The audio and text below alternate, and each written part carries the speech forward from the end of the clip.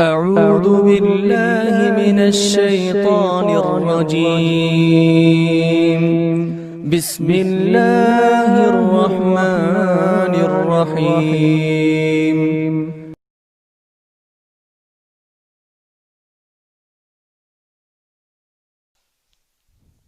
الحمد لله رب العالمين والصلاة والسلام على رسوله الأمين وعلى آله وأصحابه ومن تبعهم بإحسان إلى يوم الدين. برادران اسلام، یہ اس دورہ کی دوسری نشست ہے. اس نشست میں ہم انشاءاللہ دین کے 3 اصولوں میں سے ایک اصول کے تعلق سے پڑھنے کی کوشش کریں گے. مؤلف رحمہ اللہ نے اپنے شاگردوں سے پوچھا، جب آپ سے کہا جائے کہ وہ 3 اصول کیا ہیں جن کا جاننا ہر مسلمان پر واجب ہے، یا وہ 3 بنیادی باتیں کیا ہیں جن کا جاننا ہر مسلمان پر ضروری ہے، یا کہ ہر انسان پر ضروری ہے، کیونکہ ہر انسان سے پوچھا جائے گا. اگر آپ سے یہ سوال کیا گیا تو آپ جواب میں یہ کہیں، بندے کا اپنے رب کو جاننا، بندے کا اپنے دین کو جاننا، بندے کا اپنے نبی محمد صلی اللہ علیہ وسلم کو جاننا. ان 3 باتوں کا ذکر اس لیے کیا کیونکہ یہ وہ 3 باتیں ہیں جن کے تعلق سے قبر میں ہر انسان سے پوچھا جائے گا.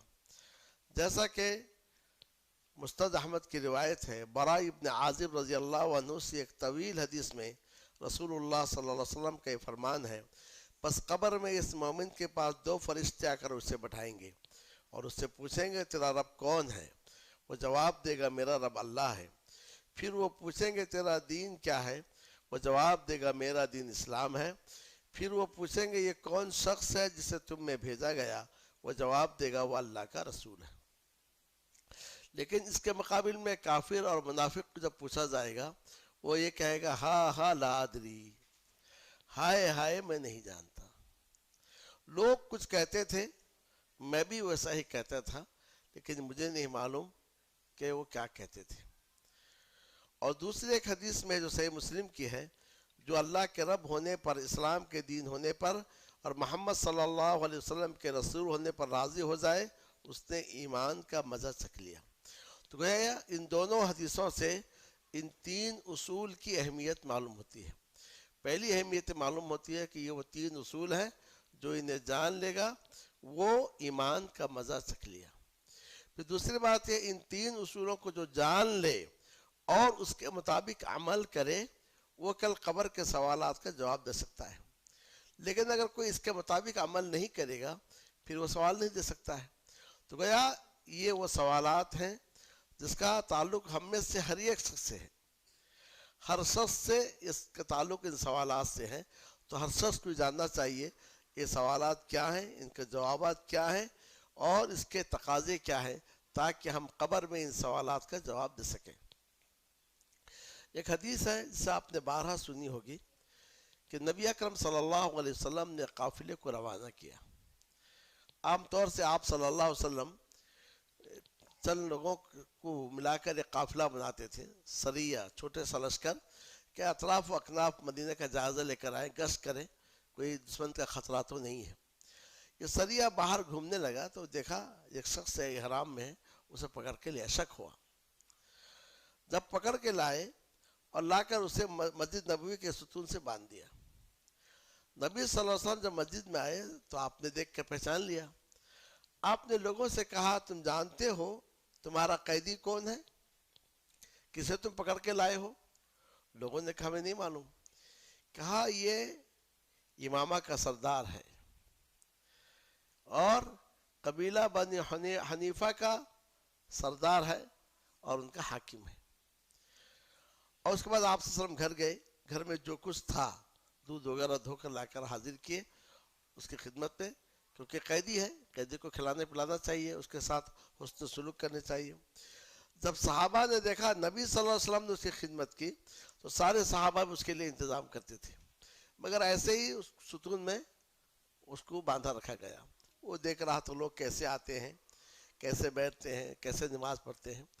آپ صلی اللہ علیہ وسلم صرف یہ پوچھتے تھے، اے سمامہ تمہارا حال کیا ہے، تم کیسے اپنے آپ کو پاتے ہو؟ وہ جواب میں کہتے تھے ان تقتل ذادمین، اگر تم قتل کرو گے تو خونی کا قتل کرو گے۔ اس کا مطلب یہ ہے کہ میں نے تمہارے لوگوں کو اس سے پہلے مارا تھا، تم قتل کرو گے تو کوئی بات نہیں، یہ خون کرنے والے کو تم نے قتل کیا، یا دھمکی ہے تم اگر مجھے قتل کرو گے تو خون رائے گا نہیں جائے گا، میری قوم اس کا انتقام لے گی۔ وَإِن تُنْعِمْ عَلَى شَاكِرٍ، اگر تم احسان کرو گے تو ایک شکر گزار پر احسان کرو گے، آپ کو مال چاہیے میں مال دینے کے لیے حاضر ہوں۔ آپ صلی اللہ علیہ وسلم جواب نہیں دیتے، پھر چلے جاتے۔ پہلے روز بھی یہی پوچھے، اس نے یہی جواب دیا، دوسرے روز بھی یہی پوچھے، اس نے یہی جواب دیا، تیسرے روز آپ صلی اللہ علیہ وسلم نے کہا اطلقوا ثمامہ، اب ثمامہ کی جو ہے رسی کھول دو، رسی کھول دیا گیا۔ اب ثمامہ مدینے سے باہر گئے، وہاں غسل کیے۔ یہ اسلام میں پہلا شخص ہے جس نے اسلام قبول کرنے کے لیے غسل کیا ہے۔ اس سے پہلے لوگ اسلام قبول کرنے کے لیے غسل نہیں کرتے تھے، تو یہ غسل کیے اور دوبارہ پھر آئے مسجد نبوی کے پاس، دروازے سے ہی داخل ہوتے ہی کہا اشہد ان لا الہ الا اللہ اشہد ان محمد رسول اللہ، اور اس کے بعد نبی صلی اللہ علیہ وسلم کے پاس آئے، اندر آپ بیٹھے ہوئے تھے، کہا اے نبی صلی اللہ علیہ وسلم، اس لمحہ سے پہلے آپ کا چہرہ دنیا کے سارے چہروں میں سب سے بدترین چہرہ تھا، اور آج آپ کا چہرہ سارے چہروں میں سب سے زیادہ میرے لیے پسندیدہ چہرہ ہے۔ اس لمحہ سے پہلے آپ کا یہ شہر مدینہ دنیا کے سارے شہروں میں سب سے مبغوض ناپسندیدہ شہر تھا، اور اس وقت سب سے پسندیدہ شہر ہے۔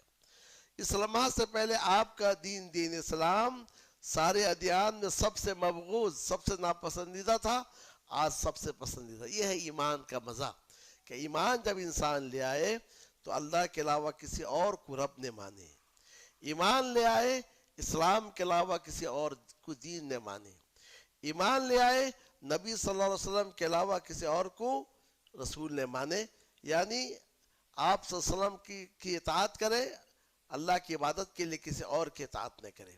تو یہ چیز اگر اس کے اندر آ جائے تو اس نے ایمان کا مزہ چکھ لیا ہے۔ تو اس طریقے سے تو یہ دین کے 3 اصول ہیں، بندے کا اپنے رب کو جاننا، بندے کا اپنے دین کو جاننا، بندے کا اپنے نبی محمد صلی اللہ علیہ وسلم کو جاننا۔ بات بالکل سادہ اور آسان ہے، لیکن آپ غور کریں گے تو ساری کے ساری ہدایت ان چیزوں کو جاننے میں ہے، اور ساری کے ساری گمراہیاں ان چیزوں سے دور رہنے کی وجہ سے ہے۔ اب اس کے بعد سب سے پہلی معرفت یہ ہے کہ بندے کا اپنے رب کو جاننا۔ اب آپ سے اگر پوچھا جائے کہ آپ کا رب کون ہے، جو آپ کہہ دیں گے میرا رب اللہ ہے۔ اگر آپ سے پوچھا جائے آپ کا رب کون ہے، آپ جواب دیں گے میرا رب اللہ ہے، جو مجھے اور سارے عالم کو اپنی نعمتوں میں پال رہا ہے۔ تو گویا چونکہ ہم اس کی نعمتوں میں پل رہے ہیں، اس لیے وہ ہمارا رب ہے۔ رب کا معنی پالنے والا، جو آپ کو پال رہا ہے وہی آپ کا رب ہے۔ تو آپ کو اور ساری دنیا کو پالنے والا کون؟ اللہ تعالیٰ ہے۔ تو لہٰذا اللہ تعالیٰ آپ کا رب ہے، تو آپ جواب دیں گے میرا رب اللہ ہے، جو مجھے اور سارے عالم کو اپنی نعمتوں میں پال رہا ہے۔ تو آپ نے جواب بھی دیا اور دلیل بھی دی۔ جواب دیے میرا رب اللہ ہے، دلیل آپ کیا دیے ہیں؟ اللہ میرا رب اس لیے ہے کہ مجھے پال رہا ہے اور سارے عالم کو پال رہا ہے، اور میں اس عالم کا ایک حصہ ہوں، دنیا کا ایک میں حصہ ہوں، لہذا اس کے سوا میرا کوئی معبود نہیں ہے۔ اب آپ سے پوچھا جائے کہ اللہ تعالیٰ آپ کا رب ہے، اس کے لیے قرآن کی کوئی آیت پیش کیجیے، کوئی آیت یاد ہے؟ نماز تو پڑھتے ہوں گے، پہلی آیت کیا ہے؟ الحمدللہ رب العالمین۔ تو گویا سورہ فاتحہ کی پہلی آیت میں آپ اقرار کرتے ہیں تمام تعریف اللہ کے لیے ہیں جو سارے جہانوں کا رب ہے۔ جب وہ سارے جہانوں کا رب ہے، یعنی جہاں سے مراد عالم جن، عالم انس، عالم جمادات، عالم نباتات، سارے عالم حیوانات، سب کا وہ رب ہے، میں اس عالم کا ایک فرد ہوتا، میرا بھی رب اللہ عز و جل ہے۔ تو گویا آپ سے سوال کیا گیا آپ کا رب کون ہے؟ آپ نے جواب دیا کہ میرا رب اللہ ہے، دلیل یہ دیے کہ رب کا معنی پالنے والا، تو مجھے اور سارے عالم کو پالنے والا کون؟ اللہ تعالیٰ ہے، جیسا کہ سورہ فاتحہ میں ہے، اللہ تعالیٰ نے فرمایا الحمدللہ رب العالمین۔ اب اس کے بعد دوسرا سوال یہ ہے، آپ نے اپنے رب کو کیسے پہچانا؟ کسی بھی چیز کو پہچاننے کے لیے کہ طریقہ کیا ہے؟ نشانی ہوتی ہے۔ اب ہم آپ کے شہر میں آئے تو ایک نشانی ہے، فلاں بلڈنگ نظر آ گئی، اب یہ شہر داخل ہو گیا، فلاں بورڈ نظر آیا، یہ شہر داخل ہو گیا، تو ایک نشانی ہوتی ہے۔ تو آپ نے اپنے رب کو کیسے پہچانا؟ نشانی کے ذریعے سے۔ آپ نے اپنے رب کو کیسے پہچانا؟ مخلوقات کے ذریعے سے۔ تو گیا اللہ تعالیٰ کے جو مخلوقات ہیں، ان مخلوقات کے ذریعے سے ہم اللہ تعالیٰ کو پہچانتے ہیں۔ وفی کل شیء لہ آیۃ تدل علی انہ واحد، ہر چیز میں اللہ کی نشانی ہے جو دلالت کرتی ہے کہ اللہ تعالیٰ ایک ہے۔ ایک بدو راستے میں جا رہا تھا، اس نے اونٹ کی جو لید ہے، جو مینگنی ہے، اونٹ جو گوبر ہے، اس کو دیکھا اور کہا اس سے معلوم ہوتا ہے کہ اونٹ کہاں سے گزر ہوا ہے، تبھی تو اونٹ کی لید ہے یا اس کا گوبر ہے۔ کہا کہ یہ آسمان جو برجوں والا ہے، یہ سمندر جو موجوں والا ہے، یہ زمین جو راستے والا ہے، کیا اس بات پر دلالت نہیں کرتا ہے کہ اللہ تعالیٰ اس کائنات کا خالق ہے؟ تو گویا ہم اللہ کو پہچانیں گے دو طریقے سے، ایک اس کی نشانی کے ذریعے سے، اور دوسری چیز کیا ہے؟ اس کے مخلوقات کے ذریعے سے۔ تو سوال، آپ کا رب کون؟ آپ جواب دیں گے اللہ۔ آپ نے اپنے رب کو دلیل الحمدللہ رب العالمین، آپ نے اپنے رب کو کیسے پہچانا؟ اس کی نشانیوں سے اور اس کے مخلوقات سے۔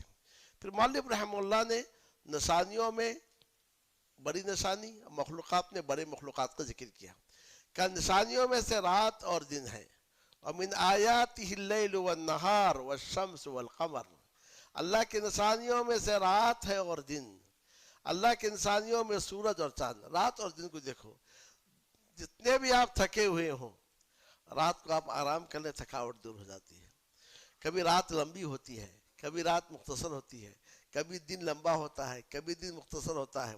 رات ختم ہوئی تو دن داخل، دن ختم ہو تو رات۔ کرنے والا کون ہے؟ اللہ عز و جل ہے۔ تو گویا اللہ کی بڑی نشانیوں میں سے کیا ہے؟ رات، دن، سورج اور چاند۔ اور ایسے ہی اللہ کے مخلوقات میں سے رات دن بھی اللہ کے مخلوقات ہیں، سورج چاند بھی ہیں، لیکن مؤلف نے اور چیزوں کو ذکر کیا، جیسا کہ آسمان اور زمین۔ ان ربکم اللہ الذی خلق السماوات والارض فی 6 ایام، بے شک تمہارا رب اللہ ہے جس نے آسمانوں اور زمین کو 6 دنوں میں پیدا کیا۔ تو گویا ہمارا رب کون ہے؟ اللہ تعالیٰ۔ اس کی دلیل ہے الحمدللہ رب العالمین۔ آپ نے اپنے رب کو کیسے پہچانا؟ نشانیوں کے ذریعے سے، مخلوقات کے ذریعے سے۔ نشانی کی دلیل وَمِنْ آيَاتِهِ اللَّيْلُ وَالنَّهَارُ، مخلوقات کی دلیل سورہ اعراف آیت نمبر 54، ان ربکم اللہ الذی خلق السماوات والارض فی 6 ایام، بے شک تمہارا رب اللہ ہے جس نے آسمان اور زمین کو 6 دنوں میں پیدا کیا ہے۔ یہاں سے ایک اور بات جان لیجئے، وہ یہ ہے کہ قرآن مجید نے جا بجا ان باتوں کو ذکر کیا ہے کہ تم آسمان و زمین پہ غور کر لو، اپنے آپ میں غور کر لو، تو اللہ عز و جل کو پہچان لو۔ وفی انفسکم افلا تبصرون، اپنے نفسوں میں کیا تم دیکھتے نہیں ہو؟ جبیر ابن مطعم میں کہتے ہیں کہ ابھی میں اسلام میں داخل نہیں ہوا تھا، میں نے نبی صلی اللہ علیہ وسلم کو یہ آیت پڑھتے ہوئے سنا سورہ طور کی، ام خلقوا من غیر شیء ام هم الخالقون، کیا وہ بغیر کسی چیز کے پیدا کیے گئے یا خود وہ اپنے آپ کو پیدا کرنے والے ہیں؟ کا سننا ہی تھا، کاد قلبی ان یطیر، قریب تھا کہ میرا دل اڑ جائے، اور یہ پہلا موقع تھا جب اسلام میرے سینے میں داخل ہوا۔ تو انسان اگر اپنے آپ میں غور کر لے، اس کے وجود پہ غور کر لے، اور جو مخلوقات پہ غور کر لے، وہ اللہ عز و جل کو پہچان لے۔ تو اللہ تعالیٰ کو ہم پہچانیں گے اس کے نشانیوں کے ذریعے سے، اور ایسے ہی پہچانیں گے اس کے مخلوقات کے ذریعے سے۔ تیسری ایک چیز ہے، وہ یہ ہے اللہ کو پہچانیں گے اس کے اسما اور صفات کے ذریعے سے. اللہ کے جو نام ہیں اور صفات، جب ان نام اور صفات کو آپ پڑھ لیں گے، اس کے معنی کو آپ سمجھ لیں گے، تو پھر آپ اللہ عز و جل کو پہچان لیں گے. کسی بھی انسان کو پہچانا جاتا ہے اس کے نام سے یا کہ اس کے صفات سے. آپ نے کہا الرحمن بڑا رحم کرنے والا ہے، آپ کہیں گے عزیز زبردست ہے، کہیں گے منتقم بدلہ لینے والا ہے، غفار خوب معاف کرنے والا ہے.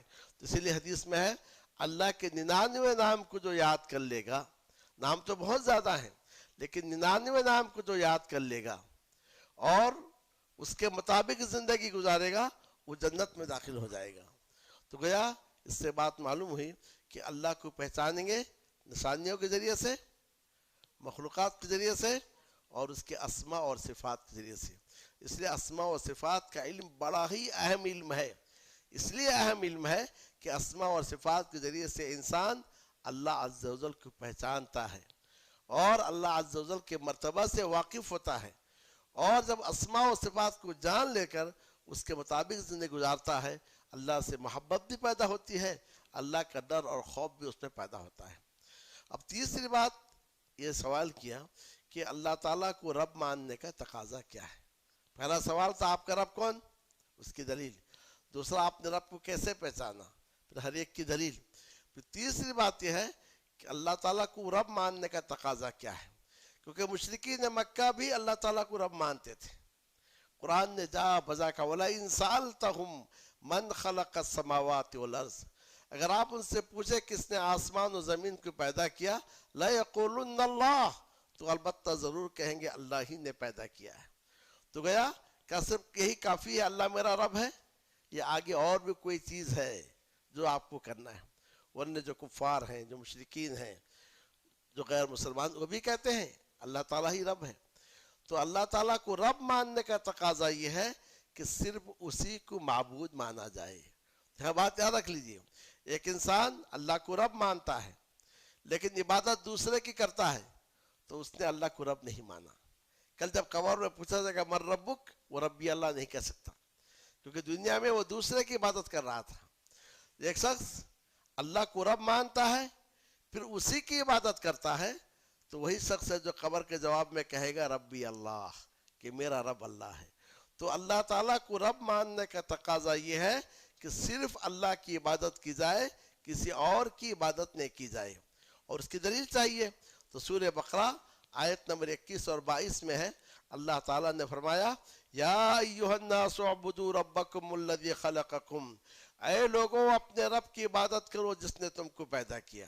غور کرو، اپنے رب کی عبادت کرو جس نے تم کو پیدا کیا. تو گیا پیدا کرنے والے کو رب مان لیا. جب رب مانے تقاضا یہ ہے کہ تم اس کی عبادت کرو. اے لوگوں اپنے رب کی عبادت کرو جس نے تم کو پیدا کیا اور ان کو جو تم سے پہلے تھے تاکہ تم بچ سکو. جس نے تمہارے لیے زمین کو بچھونا بنایا، آسمان کو چھت، اور آسمان سے بارش نازل کر کے تمہارے لیے پھل نکالے بطور رزق، بس تم اللہ کے لیے کسی کو شریک نہ بناؤ جانتے بوجھتے. یہ قرآن مجید کی پہلی آیت ہے کہ جس کے اندر قرآن کا پہلا امر پہلی نہیں ہے. تو قرآن کا پہلا حکم توحید ہے، اعبدوا ربکم. قرآن کی پہلی نہیں ممانعت شرک ہے، فلا تجعلوا للہ اندادا. تو گیا اس سے اس بحث کا خلاصہ یہ نکلا کہ جب آپ اللہ تعالیٰ کو رب مانتے ہیں پھر آپ اللہ تعالیٰ کی عبادت کیجیے. آپ کہتے ہیں اللہ رب ہے پھر آپ عبادت کسی اور کی کرتے ہیں تو اس کا مطلب آپ نے اللہ تعالیٰ کو رب نہیں مانا ہے. یہاں پر مؤلف رحمہ اللہ نے ایک مسئلہ استنباط کیا. استنباط یہ کیا کہ جب اللہ کو رب مانتے تو اس کی عبادت کرو. تو استنباط کرنے کے ساتھ ابن کثیر رحمہ اللہ کا قول ذکر کرتے ہیں کہ ان اشیاء کا خالق ہی عبادت کا مستحق ہے. الخالق لہذه الاشیاء هو المستحق للعبادہ، کہ جس نے ان چیزوں کو پیدا کیا، آسمان کو، زمین کو، اور بارش کو نازل کیا، پھلوں کو پیدا کیا، وہی عبادت کا مستحق ہے. ایک بات یاد رکھ لی، منہجی بات بتاتا ہوں. آپ کو کوئی مسئلہ معلوم ہو جائے یا آیت پڑھتے ہوئے کوئی نئی چیز کا علم ہو جائے، آپ فوراً اس کو مت بولیے، بلکہ آپ کوشش کیجئے تلاش کرنے کے لیے اسلاف میں سے کسی نے اس آیت سے معنی یہ مطلب نکالا ہے نہیں نکالا ہے؟ مولوی رحمۃ اللہ کا منہج دیکھیے، کہتے ہیں ان اللہ کو رب ماننے کا تقاضا ہے کہ اس کو معبود مانا جائے، پھر دلیل دیے اعبدوا ربکم، جو تمہارا رب ہے اس کی عبادت کرو، لیکن اس استنباط پر دلیل پیش کرتے ہیں کہ استنباط سے میرا نہیں ہے، بلکہ مجھ سے پہلے امام ابن کثیر رحمہ اللہ نے استنباط کیا ہے کہ ان اشیاء کا خالق ہی عبادت کا مستحق ہے۔ آج عام طور سے لوگ کیا کرتے ہیں، کہتے ہیں مجھے علم ہوا ہے، یہ بات میرے مطالعے سے ظاہر ہوئی ہے، جبکہ ہونا یہ چاہیے کہ آیت سے کوئی معنی کوئی مطلب آپ کو سمجھ میں آئے تو آپ تلاش کرو ائمہ سلف میں سے کس نے بات کہی ہے۔ اس لیے امام احمد رحمہ اللہ کہتے ہیں ایاک ان تتکلم بمسألۃ ان تفتی بمسألۃ یا تتکلم بمسألۃ لیس لک فیہا امام، تم کسی ایسے مسئلے پر گفتگو مت کرو جس میں تمہارا کوئی امام نہ ہو۔ تو مطلب یہ ہے کسی آیت سے کوئی معنی نکالتے ہوئے، کسی حدیث سے کوئی مسئلہ مستنبط کرتے ہوئے یہ دیکھو جو معنی جو مطلب آپ کے لیے ظاہر ہوا ہے آپ سے پہلے کسی نے کہا ہے یا کہ نہیں کہا ہے۔